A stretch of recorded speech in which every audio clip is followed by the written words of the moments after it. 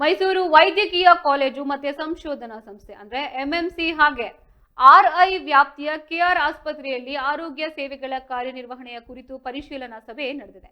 ಸಭೆಯಲ್ಲಿ ತನುಜಾ ಮಹೇಶ್ ಅವರು ಕೆಆರ್ ಆಸ್ಪತ್ರೆಯ ಅಧೀಕ್ಷಕಿ doctor Shobha, RMO doctor Niyaz Pasha ಹಾಗೆ ಆಸ್ಪತ್ರೆಯ ವಿವಿಧ ವಿಭಾಗಗಳ ಮುಖ್ಯಸ್ಥರೊಂದಿಗೆ ಸಮಾಲೋಚನೆಯನ್ನು ನಡೆಸಿದ್ದಾರೆ.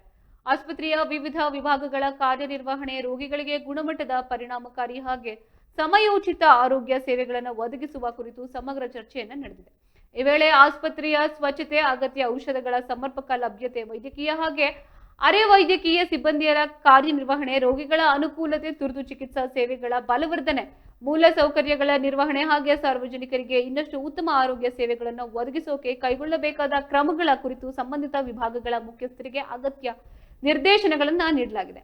ಇನ್ನು ಆಸ್ಪತ್ರೆಗೆ ಚಿಕಿತ್ಸೆಗಾಗಿ ಆಗಮಿಸುವ ಪ್ರತಿಯೊಬ್ಬ ರೋಗಿಯೊಂದಿಗೆ ಮಾನವೀಯತೆ, ಕಾಳಜಿ ಹಾಗೆ ಗೌರವದಿಂದ ವರ್ತಿಸಿ ರೋಗಿ ಸ್ನೇಹಿ ವಾತಾವರಣದಲ್ಲಿ ಗುಣಮಟ್ಟದ ಆರೋಗ್ಯ ಸೇವೆಗಳನ್ನು ಒದಗಿಸೋಕೆ ಆದ್ಯತೆಯನ್ನು ನೀಡಬೇಕು ಎಂದು ಸಭೆಯಲ್ಲಿ ಸೂಚಿಸಲಾಗುತ್ತದೆ.